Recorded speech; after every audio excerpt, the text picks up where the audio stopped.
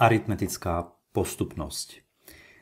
Budeme sa zaberať teda novým typom postupnosti. Niektoré postupnosti sa nazývajú aritmetické. My si teraz zavedieme definíciu, že ktoré to sú, no a potom preskúmame ich vlastnosti, niečo si o nich povieme, čo je užitočné. Takže hovoríme, že postupnosť n ide od 1 po nekonečno, je aritmetická, ak existuje také číslo d reálne, že pre každé číslo n z n platí, že n plus prvý člen postupnosti sa získa ako n-ty člen plus d.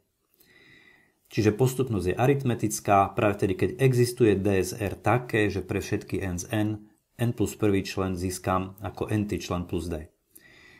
Toto tu, čo je tu napísané, sa dá prepísať aj tak, táto podmienka, že n plus prvý člen minus n-ty člen, keď odčítam dva za sebou idúce členy, mi vyjde d. Toto je jeden zo spôsobov, ktorý sme používali, keď sme chceli prejsť ku rekurentnému určeniu postupnosti danej vzorcom. Odčítali sme za sebou dva idúce členy a zistili sme, že ten rozdiel závisel vo všeobecnosti od n. A keď sa vám stane, že ten rozdiel nezávisí od n, ale že je to pevná konštanta d, tak vtedy tá vaša postupnosť, ktorú skúmate, je aritmetická postupnosť. Toto je definícia aritmetickej postupnosti. A to číslo d, keďže ide o rozdiel, po anglicky difference, medzi dvoma členmi, rozdiel, tak sa mu hovorí diferencia. Diferencia je rozdiel dvoch za sebou idúcich členov. Čiže postupnosť je aritmetická, ak pre každé dva za sebou idúce členy platí, že majú konštantný rozdiel. Ten rozdiel je d. Volá sa diferencia. Prečo sa to volá aritmetická postupnosť? No tak existuje také vysvetlenie, že každý člen tejto postupnosti od druhého člena počínajúc je aritmetickým priemerom členu tesne pred ním a tesne za ním. Čiže pre všetky n z množiny 2, 3, 4 a tak ďalej platí, že člen an je priemerom, aritmetickým priemerom n minus prvého a n plus prvého člena. Teraz ten priemer sa volá aritmeticky, to poznáte, čiže sčítam tie dve čísla a vydelím počtom čísel, to je s dvojkou. Dôkaz. Skúsme zobrať tento vzťah an plus 1 sa rovná an plus d a napíšme ho, ako by vyzeral, keby sme za n dosadili n minus 1. Keď tu za n dosadím n minus 1, mi vyjde an minus 1 plus 1, čiže an sa rovná an minus 1 plus d. Čiže n-ty člen sa získa z n minus prvého pri počítaním diferencie. Preto n minus prvý člen bude an minus d. Čiže keď od n-tého odčítam diferenciu, dostanem ten člen pred ním. n minus prvý. No a teraz, keď chcem dokázať túto vec, tak použijem fakt, že n minus prvý je n-ty minus diferencia, n plus prvý člen je n-ty člen plus diferencia, a keď to dosadím do tohto priemeru n minus prvého a n plus prvého člena, dostanem an minus d plus an plus d. Minus d plus d sa vyruší. 2an lomené 2 dostanem an.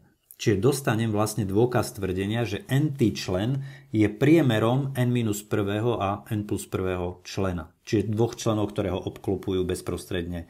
Čiže keď to platí pre všetky n z tejto množiny od dvojky počínajúc všetky prirodzené čísla, tak postupnosť nazývame aritmetická.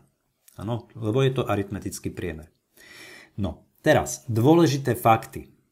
Keď je postupnosť aritmetická, bude pre jej n-ty člen platiť tento krásny vzťah. N-ty člen možno získať pomocou dosadenia do tohto vzorca. Čiže toto je vzorec pre n-ty člen. Čiže inými slovami, aritmetická postupnosť sa dá napísať takto. A1 plus n minus 1 krát d, kde n ide od 1 po nekonečno. Toto je aritmetická postupnosť. Takto vyzerá vzorec aritmetickej postupnosti. To je veľmi užitočná vec, lebo uvedomme si, tuto je tá aritmetická postupnosť určená rekurentne. A rekurentné určenie nie je veľmi praktické. O mnoho praktickejšie ako rekurentné je určenie pomocou vzorca pre n-ty člen. A toto tu je vzorec pre n-ty člen aritmetickej postupnosti. Poďme si ho odvodiť. Čiže Čo vieme je fakt, že prvý člen je A1. Ten je daný. A1 sa dá napísať ako A1 plus 1 minus 1 krát D. Čiže 1 minus 1 je 0, 0 krát D je 0, čiže A1 je A1, táto vec je splnená, platí, je to OK. Teraz, druhý člen sa získa z prvého člena pri počítaním diferencie, lebo je o diferenciu väčší. Takže A1 plus D my však dokážeme napísať ako A1 plus, a teraz 1 minus 1 krát D, čiže odtiaľ až sem toto je vyjadrenie prvého člena a k tomu je prirátaná táto diferencia D. A teraz, keď to upravím, to znamená, že D stadiaľ a stadiaľ si výjmem za zátvorku, tak mi vyjde, že 2 minus 1 krát D. No lebo tu mám 0 D, tu 1, celkovo to je 1 D a 1 D sa dá napísať ako 2 minus 1 D. Hej. Čiže ukázali sme, že aj druhý člen sa dá napísať ako A1 plus 2 minus 1 krát D, kde tá dvojka je červeným, lebo to je poradový index toho člena. Áno, čiže aj pre druhý člen platí, že vzorec pre neho je A1 plus n minus 1 krát D, lebo za n je tu číslo 2. Teraz vezmem tretí člen. Tretí člen sa získa z druhého člena pri počítaním diferencie. Dobre, lenže my druhý člen máme tu. A1 plus 2 minus 1 krát D. Čiže ja keď si tu napíšem za druhý člen toto a pripočítam tú diferenciu, dokážem tieto dva posledné členy spojiť do jedného člena a 2 plus 1 mi vyjde 3. Čiže dostanem toto. A znovu som sa dopracoval ku vyjadreniu tohto typu, že to je A1 plus poradové číslo minus 1 krát D, kde poradové číslo je teraz 3. Čiže aj táto vec platí. Keď to urobím pre štvrtý člen je tretí, podľa definície postupnosti štvrtý člen musí byť tretí plus diferencia. Štvrtý člen je tretí plus diferencia a teraz my vieme, že tretí je takto určený, čiže za tretí člen dosadím celý tento výraz plus diferencia. No a dostávam, že to sa rovná A1 plus 4 minus 1 krát D, lebo toto tu s tým sa dá spojiť do výrazu 4 minus 1 krát D. Čiže platí tento vzorec aj pre n rovné 4.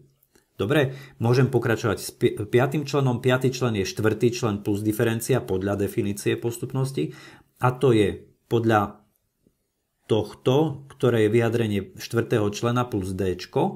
A to sa rovná A1 plus, keď toto s tým spojím, je to 5 minus 1 krát D. Dobre, čiže vidíme, že to funguje.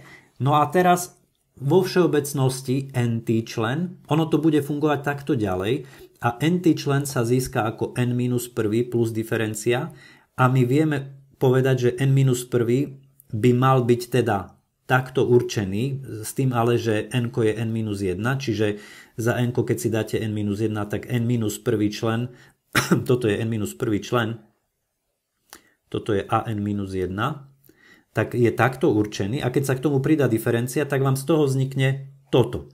Takže tým pádom to, čo sme tu urobili, je taký protodôkaz s matematickou indukciou, ale nerobili sme ho formálne správne, ale naznačili sme voľačo.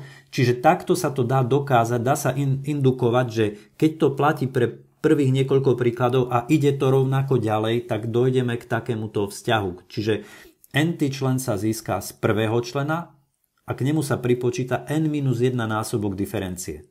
To je celé. Dobre? Čiže tento vzťah je užitočný vzťah, budeme ho veľmi, veľmi často potrebovať pri práci s aritmetickou postupnosťou, pretože nie je nič užitočnejšie ako vzorec pre nt člen.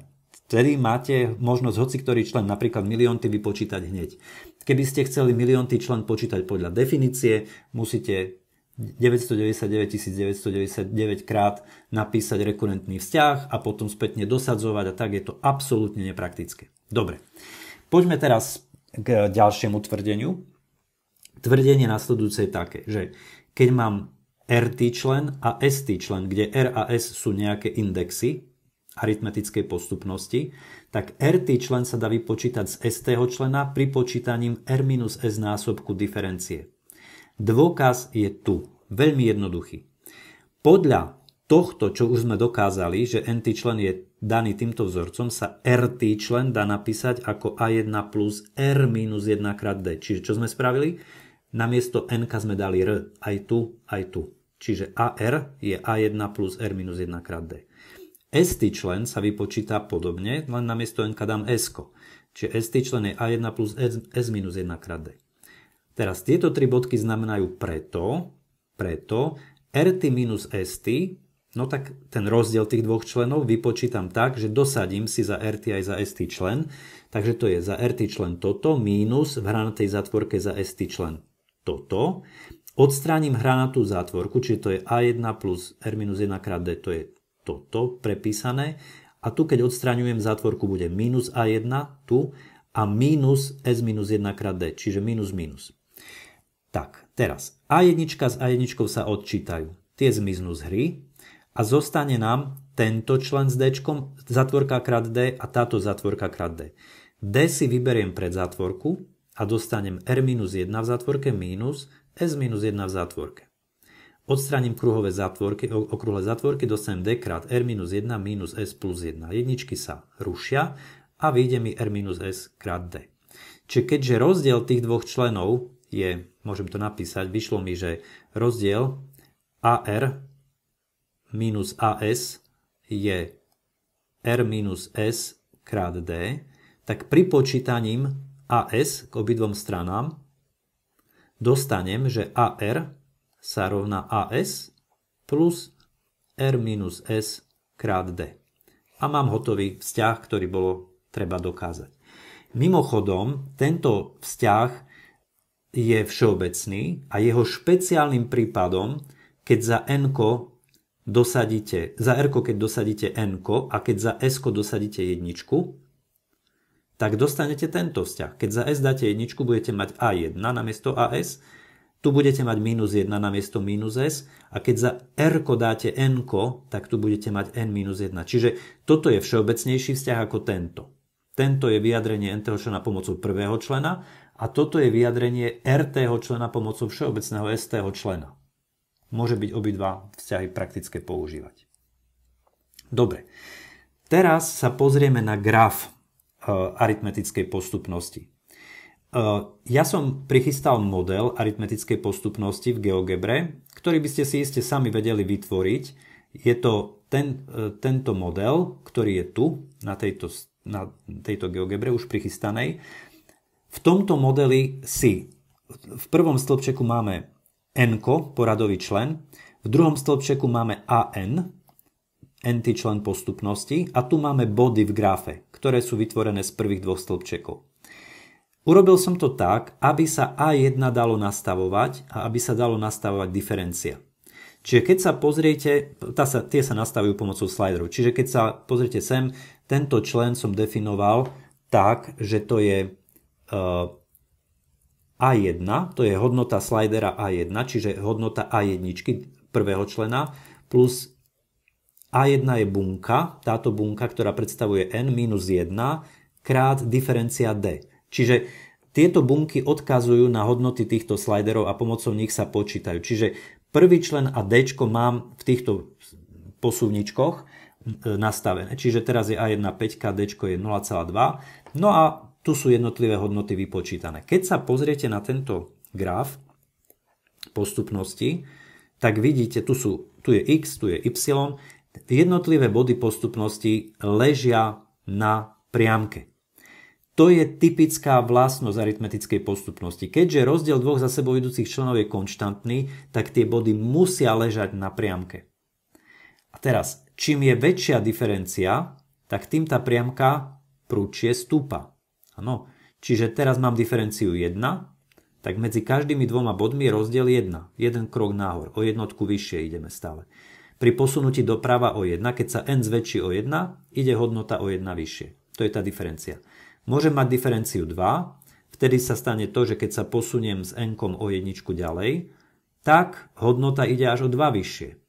Čiže diferencia nám určuje, ako prudko stúpa tá priamka, na ktorej tie body postupnosti ležia. Teraz môže sa stať, že diferencia bude 0. Keď je diferencia 0, tak všetky členy majú hodnotu takú, ako má prvý člen. Čiže prvý člen môže meniť, tu vidíte s týmto posuvničkom, keď dám prvému členu hodnotu 2, všetky budú mať hodnotu 2 pri diferencii 0. Vtedy je postupnosť, hovorili sme takejto postupnosti, konštantná. Čiže konštantná postupnosť je príkladom aritmetickej postupnosti. No a teraz, čo sa stane, keď dám záporné D? D môže byť aj záporné číslo. Vtedy vidíme, že graf postupnosti, keď A1 je 5 a D je záporné, napríklad minus 0,5, tak graf nám postupne klesá, je to klesajúca postupnosť a vidíme, že keď dám D minus 1, tak čo to znamená je, že keď sa n zväčší o jedničku, hodnota prirastie o minus jedničku, čo znamená, že klesne o jedničku. Keby som dal D minus 2, tak pri posunutí n o 1, čiže keď sa n zväčší o 1, hodnota klesá o 2. Každá ďalšia hodnota je o 2 menšia. Hej, pri hodnote minus 2. D. Takže z tohto tu možno teda chápať teraz to, čo je tu nakreslené v prezentácii. Čiže máme graf. V prípade, keď D je kladné, keď je diferencia kladná v tej našej postupnosti, tak vtedy všetky body grafu ležia na priamke, to je tá červená čiarkovaná čiara, a postupnosť je aritmetická a rastúca. Hej? Čiže je to rastúca aritmetická postupnosť. Keď je D 0, všetky body grafu ležia na vodorovnej čiare a postupnosť je konštantná. A keď je D záporné, tak postupnosť je klesajúca a znovu všetky body ležia na priamke.